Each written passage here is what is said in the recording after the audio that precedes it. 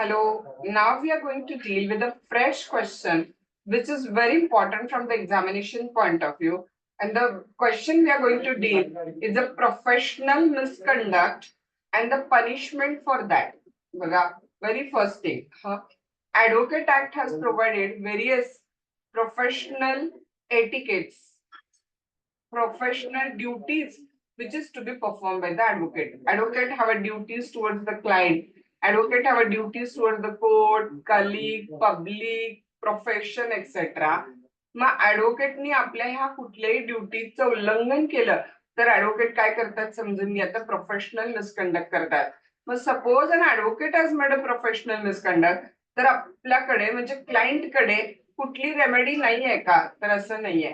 जर ऍडव्होकेटनं professional misconduct केलं तर number one thing, okay, State Bar Council is there. So client can make a complaint of the professional misconduct of the advocate towards the disciplinary committee of the State Bar Council. Okay, State Bar Councilच्या disciplinary कमिटीकडे complaint केली जाईल.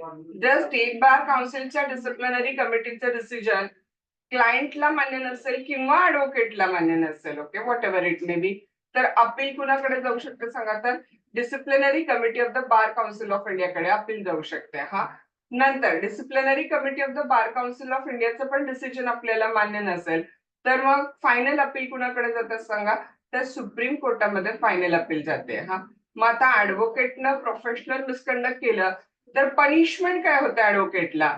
बघा, if an advocate made a professional misconduct, either state bar council असू दे त्यांची disciplinary committee, bar council of India असू दे त्यांची डिसिप्लिनरी कमिटी, किंवा सुप्रीम कोर्ट असू दे, काय पनिशमेंट देऊ शकतात फॉर प्रोफेशनल मिसकंडक्ट ऍडव्होकेटला? बघा, नंबर वन सगळ्यात सिंपल पनिशमेंट म्हणजे रिप्रिमांड. हा, रिप्रिमांड याचा अर्थ काय होतो, तर त्या ऍडव्होकेटना समज देऊन सोडून दिलं जातं. ओके, नंबर टू पनिशमेंट काय असू शकते सांगा, तर फॉर सम पिरियड त्यांना प्रॅक्टिस पासून सस्पेंड केलं जाईल. ओके, 1 year साठी त्यांचं लायसन्स सस्पेंड केलं, 6 months साठी त्यांचं लायसन्स सस्पेंड केलं. सो फॉर सम पिरियड त्यांना काय केलं जाईल, तर प्रॅक्टिस मधनं सस्पेंड केलं जाईल. आणि सगळ्यात हार्श पनिशमेंट काय असेल माहितीये, remove the name of the advocate from the roll of the advocate. त्यांचं नाव डायरेक्ट ऍडव्होकेटच्या यादीतून काय केलं जाईल सांगा, तर काढून टाकलं जाईल. Either of the three punishment can be given to the advocate for a professional or other misconduct. Okay, so professional misconduct म्हणजे काय? प्रोफेशनल मिसकंडक्ट साठी disciplinary committee of state bar council कसं काम करते, disciplinary committee of the bar council of India कसं काम करते, professional misconduct साठी पनिशमेंट काय आहे. This all points we are going to see. Very very important question from examination point of view. परत यात लक्षात घ्या, disciplinary committee of state bar council आणि disciplinary committee of bar council of India हा त्या question मधला एक सुट्टा क्वेश्चन पेपर मध्ये नुसता डिसिप्लिनरी कमिटीवरती पण परीक्षेत असू शकतो. आणि अदरवाईज मग डिसिप्लिनरी कमिटी अगदी थोडक्यात प्रोफेशनल मिसकंडक्टच्या क्वेश्चन मध्ये लिहिणार असेल तर थोडक्यात कव्हर करायला लागते. ओके, सो लक्षात आलं, प्रोफेशनल मिसकंडक्ट बाय ऍडव्होकेट, त्याच्यासाठी असलेली पनिशमेंट आणि procedure, everything we are going to see. Now I'll share the screen with all of you and we'll deal with this particular question. Okay.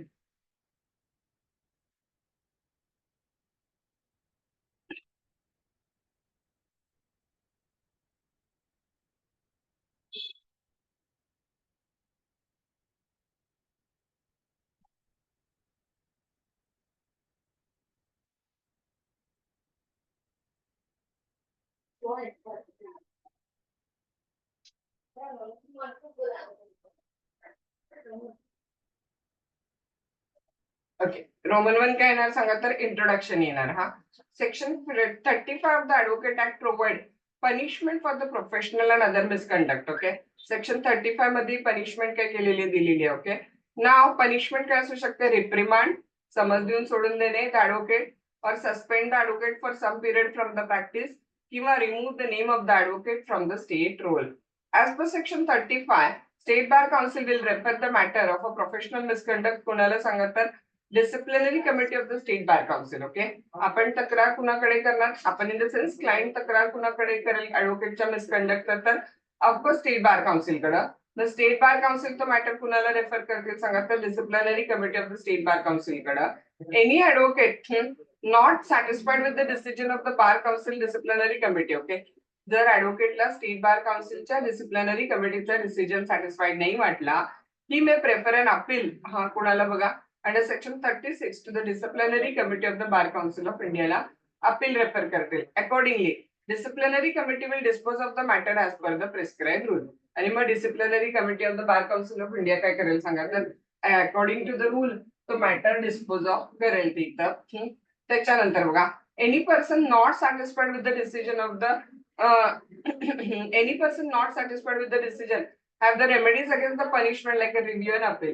समजा disciplinary committee of bar council ऑफ इंडियाचं पण decision तुम्हाला मान्य नाही, तर ज्या ऍडव्होकेटला ते डिसिजन मान्य नसेल ते त्या डिसिजनचा रिव्ह्यू करण्यासाठी अप्लाय करू शकतात किंवा डिरेक्टली सुप्रीम कोर्टात पण अपील करू शकतात. Therefore all the provision related to the कशासाठी सांगा, professional and other misconduct, disciplinary committee of the state bar council, disciplinary committee of the bar council of India, procedure followed by disciplinary committee. जर कोणावरती professional मिसकंडक्टची punishment लागली असेल तर ती punishment काय काय असू शकते आणि त्या पनिशमेंटच्या अगेन्स्ट रेमेडीज काय काय असू शकतात. Everything about the professional misconduct we are going to see. Okay, काय बघायचा क्वेश्चन आपल्या लक्षात आला, प्रोफेशनल मिसकंडक्ट. इंट्रोडक्शन थोडी मागे होती आणि आता रोमन 1 इंट्रोडक्शन येणार, त्याच्यानंतर रोमन 2 काय करायचं सांगा आपल्याला, प्रोफेशनल और अदर मिसकंडक्ट मिनिंग आणि त्याचा scope. Professional and other misconduct meaning आणि त्याचा स्कोप बघायचा आहे. Section 35 of the advocate act provide in respect of punishment for professional और अदर मिसकंडक्ट. प्रोफेशनल और अदर मिसकंडक्टची पनिशमेंट कुठल्या सेक्शन 35 मध्ये दिलेली आहे. It provide that where on the receipt of a complaint or otherwise the state bar council has a reason to believe that any advocate on the state roll is a guilty of professional or other misconduct. समजा disciplinary कमिटीला असं वाटलं किंवा बार council of स्टेटला असं वाटलं की ऍडव्होकेटनं professional misconduct केलेलं आहे, तर ते मॅटर कुणाकडे रेफर करतात बघा, they shall refer the case to the disciplinary. कुणाला मॅटर रेफर करतील सांगा, तर disciplinary committee of the state bar काउन्सिलला तर मॅटर काय करतील सांगा, तर रेफर करतील. पुढे बघा काय आलेलं आता, मिसकंडक्ट म्हणजे काय, आपण कशाचं मिनिंग बघतोय लक्षात आलं, प्रोफेशनल मिसकंडक्ट. राईट, मग प्रोफेशनल मिसकंडक्टचं मिनिंग बघताना आधी ए पॉइंट करायचं आहे. कशाचं मिनिंग बघायचं आपल्याला सांगा, तर आधी मिसकंडक्ट या शब्दाचं मिनिंग बघायचं आहे. बघा काय आलेलं आहे, in the case of state of Punjab versus Ram Singh काय ऍड केलं बघा, in this court supreme court has explain the term misconduct in a connection with the misconduct of personnel in the police department. Misconduct हा शब्द police डिपार्टमेंटच्या संदर्भात त्यांनी explain केला होता. But of course त्याचं but it may be applied in determining whether or not a conduct amount to misconduct. Supreme Court has observed that misconduct may be involved. Misconduct मध्ये काय काय आलं सांगा, नैतिकतेच्या विरोधीची वागणूक, moral turpitude. It must be improper wrong behaviour. Misconduct मध्ये काय आलं, नैतिकते विरोधी वागणूक, मॉरल टर्पिट्यूड. नंतर रॉंग बिहेवियर, इम्प्रॉपर बिहेवियर, चुकीची वागणूक. नंतर अनलॉफुल बिहेवियर म्हणजे कुठली बेकायदेशीर वागणूक. नंतर wilful in character forbidden act, जाणीवपूर्वक फॉरबिडन ऍक्ट करणं, जे प्रतिबंधित कृत्य आहे ते जाणीवपूर्वक करणं किंवा रॉंग बिहेवियर करणं, अनलॉफुल बिहेवियर करणं, transgression of the established and definite rule of action or code of conduct, जे कायद्यानं ठरवून दिलेले रूल आहे, कोड ऑफ कंडक्ट आहे, त्याचं ट्रान्सग्रेशन म्हणजे उल्लंघन करणं. But not mere carelessness, negligence in the performance of duty, the act of complaint bear forbidden quality or a character. अगदीच किरकोळ प्रोफेशनल मिसकंडक्ट म्हणजे से फॉर एक्झाम्पल अगदीच किरकोळ निग्लिजन्स वगैरे झालेला आहे किंवा केअरलेसनेस पण झालेला आहे, तर ते काय लगेच मिसकंडक्ट होत नाही. ओके, सो इन शॉर्ट बघा, मिसकंडक्ट शब्द डिफाईन करताना दुसरी जी डेफिनेशन आहे ते पण ब्लॅकच्या लॉ डिक्शनरी मधली घेतोय. The term misconduct is define in a Black's dictionary as a transgression of some established and definite rule of action. काही definite rule of action violate करतात और अ फॉरबिडन ऍक्ट आहे किंवा avoidance of duty, unlawful behaviour. लक्षात येते ब्लॅकच्या law dictionary मध्ये.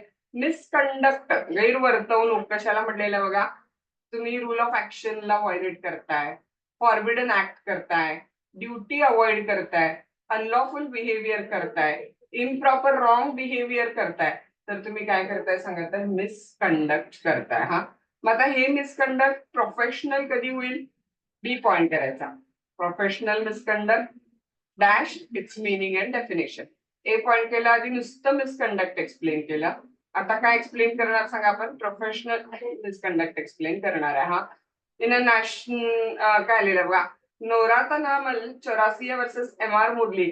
Supreme court has held that misconduct as not defined in the Advocate Act 1961 मध्ये misconduct शब्द डिफाईन केलेला नाहीये. मग आता त्याचं दुसरं मिनिंग काय घेऊया बघा आपण आता इथं.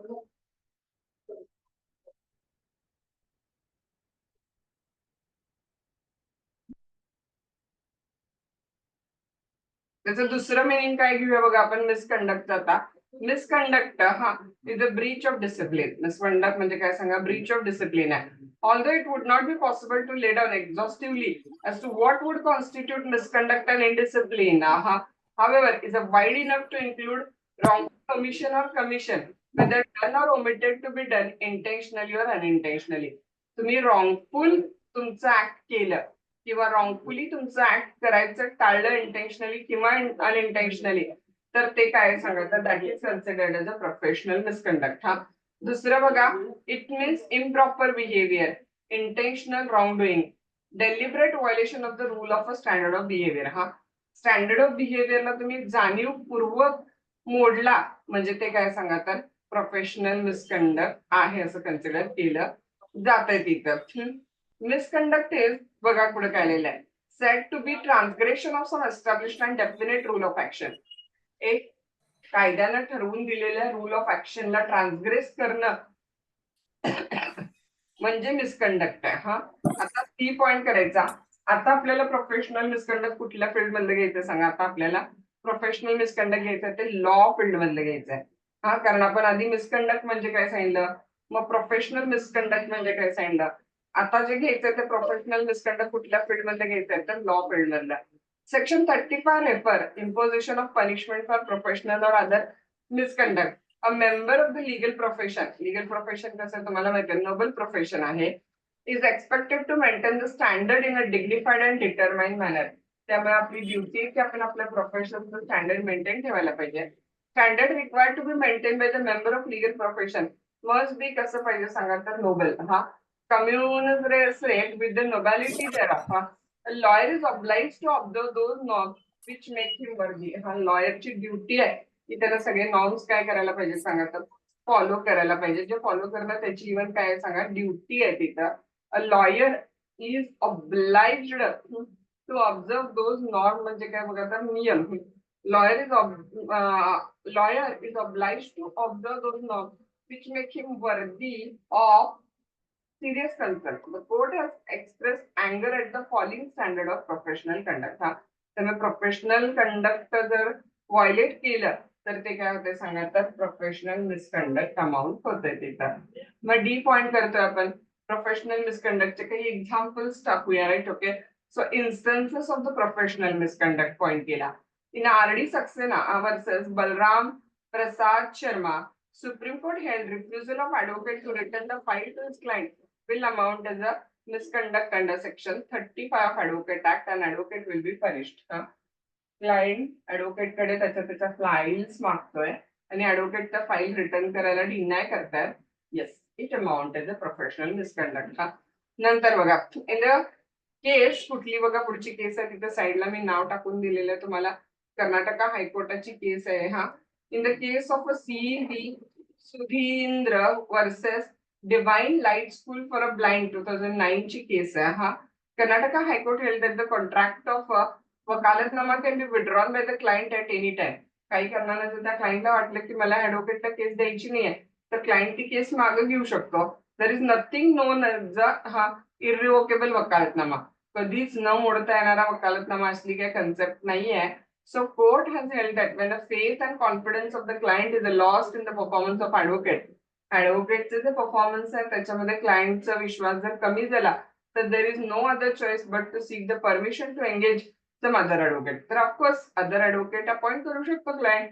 इन सच अ सिच्युएशन जर advocate feel any genuine claim or a grievance against client, appropriate cause is to return the brief with the endorsement of no objection and agitate such a right in appropriate forum in accordance with the law and not indulge in an arm twisting method by holding on the brief. Okay, जर client कागदपत्र परत मागतोय त्याला वकीलपत्र त्या वकिलाचं रद्द करायचं आहे, तर योग्य पद्धत म्हणजे ती कागदपत्र क्लायंटला, ती ब्रीफ क्लायंटला वकिलांनी परत द्यायला पाहिजे. हा, त्या क्लायंटच्या विरुद्ध जर वकिलांचा काही क्लेम असेल तर वकील ते योग्य फोरम मध्ये क्लेम काय करू शकतात सांगा, तर मांडवू शकतात. हा, पण नाही तुझी कागदपत्र देत नाही जा असं क्लायंटला वकिलांनी म्हणणं म्हणजे प्रोफेशनल मिसकंडक्ट आहे. हा, तर Roman 1 introduction, Roman 2 professional misconduct meaning and definition. त्यात 3 पॉइंट केले आपण आतापर्यंत. ए, मिसकंडक्टचं मिनिंग एक्सप्लेन केलं. बी, प्रोफेशनल मिसकंडक्टचं मिनिंग एक्सप्लेन केलं. आणि सी, प्रोफेशनल मिसकंडक्टचे इन्स्टन्सेस म्हणजे एक्झाम्पल्स आपण काय केले सांगा, तर दिले. 2 केस लॉज आपण काय केल्या, टाकल्या. हा, आता मी तुम्हाला सांगितलेलं आहे, जर प्रोफेशनल मिसकंडक्टचा क्वेश्चन लिहिताना जर तुम्ही ह्या डिसिप्लिनरी कमिटी लिहित असला तर अगदी थोडक्यात लिहायचं. काय, एक अर्ध पाऊण पान बार काउन्सिल ऑफ स्टेटची डिसिप्लिनरी कमिटी आणि अर्ध पाऊण पान बार काउन्सिल ऑफ इंडियाची डिसिप्लिनरी कमिटी. कारण मूळ क्वेश्चन प्रोफेशनल मिसकंडक्ट आहे. हा, पण स्टेट बार काउन्सिल आणि बार काउन्सिल ऑफ इंडियाची डिसिप्लिनरी कमिटीवर सुट्टा क्वेश्चन आला तर मग तुम्हाला थोडंसं डिटेलमध्ये लिहावं लागेल. हा, पण जर कॉमन क्वेश्चन आहे प्रोफेशनल मिसकंडक्टचा, त्याचा भाग म्हणून लिहित असला तर हे थोडक्यात आवरायला पाहिजे. आता मी डिटेलमध्ये घेणार, पण जर तुमचा कॉमन क्वेश्चनचा भाग असेल तर तुम्हाला परीक्षेत लिहिताना हे थोडक्यात घ्यावं लागेल. पण मी सुट्टा क्वेश्चन असं गृहीत धरूनच डिटेलमध्ये घेणार ह्याला. पण let's check out. Okay, the body or authority empowered to punish for a professional or misconduct. कुठली बॉडी एम्पॉवर्ड आहे सांगा, मी लगेच कंसात टाकून दिलेल्या नोट्स मध्ये डिसिप्लिनरी कमिटी. हा, आधी कुणाची डिसिप्लिनरी कमिटी बघूया आपण. बघा, स्टेट बार काउन्सिलची डिसिप्लिनरी कमिटी आपण आधी बघूया. हा, स्टेट बार काउन्सिल आणि इट्स डिसिप्लिनरी कमिटी ऑर्गनायझेशन. बघा, section 35 of the advocate act make it clear on the receipt of the complaint or otherwise a state bar council has a reason to believe that an advocate on the roll has been guilty of professional or other misconduct. State bar काउन्सिलला जर असं वाटलं की ऍडव्होकेटनी professional misconduct केलेला आहे तर it shall refer the case for disposal to the disciplinary committee. Matter कुणाला refer केलं जाईल, स्टेट बार काउन्सिल त्याच्या डिसिप्लिनरी कमिटीला रेफर करेल. Okay, it is one of the function of the state bar council to entertain and determine the case of misconduct against the advocate on its role. हे कुणाची duty आहे सांगा, बार काउन्सिलची duty आहे की ऍडव्होकेटला misconduct केला तर ती केस त्यांनी डिटरमाइन करायला पाहिजे. नंतर बघा, ऑर्गनायझेशन मधला पहिला मुद्दा, ऑर्गनायझेशन मधला दुसरा मुद्दा बघा, section 9 of the act requires state bar council to constitute one or more disciplinary committee. कोण एस्टॅब्लिश करते disciplinary committee, state bar council. किती असू शकतात, 1 or more. हा, आणि कुठल्या सेक्शन खाली, 9.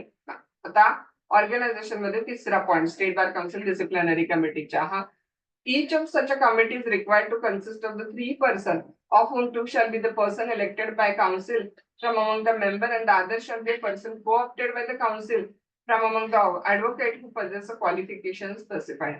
टोटल डिसिप्लिनरी कमिटी मध्ये 3 मेंबर असतात, त्यातले 2 डिसिप्लिनरी कमिटी कुठून घेते तर स्टेट बार काउन्सिलच्याच मेंबर पैकी 2 मेंबर को-ऑप्ट करते आणि 1 मेंबर क्वालिफाईड ऍडव्होकेट म्हणून मधून घेतलेला असतो तिथं. So total disciplinary committee of the state bar council मध्ये 3 मेंबर असतात. ओके, ऑर्गनायझेशन मध्ये चौथा मुद्दा आता. हा, the senior most advocate among the member of disciplinary committee shall be the chairman. हा, त्या डिसिप्लिनरी कमिटीच्या त्या 4 मेंबर पैकी जे सिनियर असतील ते कोण असतील सांगा, तर चेअरमन असतील. ओके, आता डिसिप्लिनरी कमिटीचं ऑर्गनायझेशन बघितलं आपण. आता त्यांचं कामकाज कसं चालतंय, इनिशिएशन म्हणजे केस सुरू होणे आणि प्रोसिजर म्हणजे केसची प्रोसिजर चालणे तिथं. Disciplinary committee is required to make a inquiry. काय करेल डिसिप्लिनरी कमिटी सांगा, पहिला इन्क्वायरी करेल in the case refer to it by the state bar council. Step number 1, disciplinary committee inquiry करेल. Step number 2, section 35 provide when on the receipt of the complaint or otherwise state bar council believe ki advocate on the role is a guilty of professional or other misconduct, it shall refer the case to the disposal कोणाकडे, state bar काउन्सिलच्या disciplinary कमिटीकडे. हा, bar council can register the case suo motu. कधी कधी suo motu पण कुणाची complaint नाही आली तरी एखाद्या ऍडव्होकेट बद्दल काही चर्चा ऐकली तरी सुमोटो सुद्धा बार काउन्सिल ती कंप्लेंट रजिस्टर करू शकते. हा, State Bar Council has been empowered to withdraw proceeding pending before its disciplinary committee and direct the inquiry to be made by any other disciplinary committee of the State Bar Council. हा state bar काउन्सिलला अधिकार आहे की ते एका disciplinary committee of the state bar council कडे pending असलेला matter तिथून विड्रॉ करून दुसऱ्या एखाद्या disciplinary committee of state bar काउन्सिलला रेफर करू शकतात तिथं. त्याच्यानंतर बघा पुढे पाचवा मुद्दा. If the complaint is genuine and not lodged with the sole purpose of harassing an advocate, or if it is not malified, Bar Council has a statutory duty to forward the complaint to disciplinary committee. हा जर ती genuine complaint केलेली आहे क्लायंटनं, ऍडव्होकेटला फक्त हरॅश करायला वगैरे केलेली complaint नाही आहे, तर मग state bar council compulsory matter disciplinary कमिटीकडे फॉरवर्ड करता येईल. हा सहावा मुद्दा. When a case is referred to the disciplinary committee for inquiry and disposal, committee is required to fix for the hearing of the case. एकदा matter disciplinary कमिटीकडे गेला की मग कमिटी हिअरिंगची डेट फिक्स करते of the case and cause a notice thereof to be given to the advocate concerned and the advocate general of the state. काय करेल सांगा, date fix करतील आणि नोटीस पाठवली जाईल कोणाला सांगा, त्या ऍडव्होकेटना आणि स्टेट बार काउन्सिल कडून वकील म्हणून ऍडव्होकेट जनरलला. हा then when such a notice is issued to the advocate general may appeal before the disciplinary committee of the state bar council. ज्याला नोटीस कुणाला इश्यू केली ऍडव्होकेट जनरलला, advocate general appear before disciplinary committee of the state bar council, स्वतः येतील or through any advocate appearing on his behalf, किंवा त्यांच्या on behalf दुसऱ्या एखाद्या ऍडव्होकेटला काय करतील तर पाठवतील. ओके, सो अशा पद्धतीने केस सुरू होईल ती disciplinary committee of state bar काउन्सिलच्या समोर. हा आता स्टेट बार काउन्सिलच्या डिसिप्लिनरी कमिटीला काय काय पॉवर आहेत बघा तिथं. Section 35 provide after giving an advocate general opportunity of being heard, दोघांना आपली आपली बाजू मांडण्याची संधी दिली जाईल. आणि disciplinary committee of state bar council काय काय ऑर्डर करू शकते बघा. Number 1, dismiss the complaint or when proceeding were initiated at the instance of state bar council, direct the proceeding be filed. Okay, ती कंप्लेंट एकतर डिसमिस करतील जर योग्य नसेल तर, किंवा कंप्लेंट जर योग्य असेल आणि ऍडव्होकेट गिल्टी सिद्ध झाले तर ऍडव्होकेटना पहिली सोपी पनिशमेंट काय माहिती तुम्हाला, रिप्रिमांड द ऍडव्होकेट, समज देऊन सोडून देतील. हा किंवा काही काळासाठी त्यांचं नाव प्रॅक्टिस मधून सस्पेंड करतील, suspend the advocate from practice for such a period as it deem fit, किंवा त्यांचं नाव ऍडव्होकेटच्या यादीतून काढून टाकतील. Remove the name of the advocate from the state roll of the advocate. Okay, it is to be noted when an advocate suspended from practice जर झालेलं असेल तर he shall during the suspension debarred from practising any court or before any authority or person in India. एकदा तुम्हाला disciplinary कमिटीनं practice मधनं suspend केलं तर तुम्ही भारतातल्या कुठल्याही ऑथॉरिटी समोर पर्सन समोर प्रॅक्टिस करू शकत नाही तेवढ्या काळासाठी जेवढ्या काळासाठी सस्पेंड केले. तर an order is made for a reprimanding or suspending an advocate, a record of the punishment shall be entered against his name in the state roll. Okay, त्यांना जी काय पनिशमेंट झालेली असेल ती पनिशमेंट स्टेट रोल मध्ये त्यांच्या नावाच्या opposite साइडला mention केली जाते की या ऍडव्होकेटला ही पनिशमेंट दिली आहे. And where an order is made of removing an advocate from practice his name shall be struck off the state roll. आणि ज्यावेळेला पनिशमेंट कुठली दिलेली आहे सांगा तर रिमूव्हल ऑफ नेमची आहे तर त्यांचं नाव डायरेक्ट बाहेर काढून टाकलं जाईल. Okay, in Rameshwar Prasad versus union of India, supreme court held exercise of judicial review, the court can examine the question as to whether governor report is based on the relevant material or not, whether it is made bona fide or not, and whether the fact have been duly verified or not. Rameshwar Prasad versus union of इंडियाच्या केस मध्ये म्हटलं supreme कोर्टाला power आहे की ऍडव्होकेटच्या against जी inquiry वगैरे झाली त्यात जो रिपोर्ट आला तो रिपोर्ट योग्य होता किंवा नव्हता वगैरे ते चेक करू शकतात. हा again section 42 of the advocate act is an important section which deal with the power of the disciplinary committee. disciplinary committee ला power काय काय बघा आता. it shall provide that disciplinary committee of the state bar council have the same power, कुणाला दिलेले सांगा CPC खाली कोर्टाला, सेम पॉवर हा vested in the civil court under civil procedure code. कुठल्या कुठल्या पॉवर आहेत सिव्हिल कोर्टाच्या, साक्षीदाराला वगैरे ते समन्स पाठवून बोलवून घेऊ शकतात. डिसिप्लिनरी कमिटी पण summoning and enforcing the attendance of any person, आणि त्याला शपथेवर तपासू शकतात. एक्झामिनिंग हिम ऑन ओथ म्हणजे शपथ. Then requiring discovery and production of document, एखादं कागदपत्र मागवू शकतात. रिसिव्हिंग एव्हिडन्स ऑन ऍफिडेव्हिट, पुरावे घेऊ शकतात. हा requiring any public record of copy from any court or office, एखादा पब्लिक रेकॉर्ड पाहिजे असेल तर मागवू शकतात. हा नंतर issuing commission for the examination of witness और डॉक्युमेंट, एखादा साक्षीदार येऊ शकत नसेल तर तिकडे जाऊन तुम्ही साक्षीदाराला तपासा म्हणून कमिशन बसवू शकतात. आणि any other matter prescribed. Okay, provided no such a disciplinary committee shall have the right to require the attendance of any presiding officer of court or any officer of the revenue court. Ha.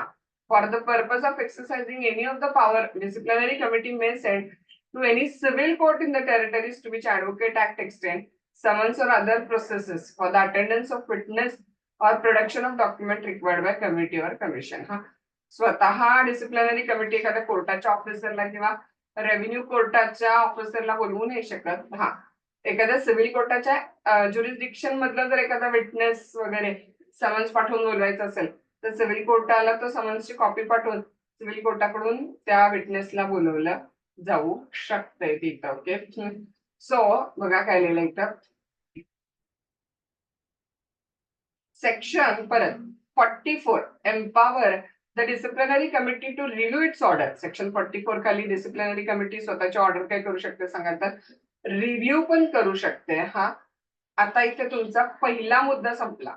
Bar council of the स्टेटची disciplinary committee संपली. हा आता आपण next section मध्ये बार council of इंडियाची disciplinary committee बघणार आहे. आपण काय बघतोय लक्षात आलं ना तुमच्या, जर ऍडव्होकेटनं प्रोफेशनल मिसकंडक्ट केलं तर ऍक्शन घेणाऱ्या बॉडीज कोण आहेत? दोन आहेत. बार काउन्सिल ऑफ इंडियाची डिसिप्लिनरी कमिटी आणि स्टेट बार काउन्सिलची डिसिप्लिनरी कमिटी. आता आपण संपवली स्टेट बार काउन्सिलची डिसिप्लिनरी कमिटी आणि नेक्स्ट सेशन मध्ये बघणार आहे बार काउन्सिल ऑफ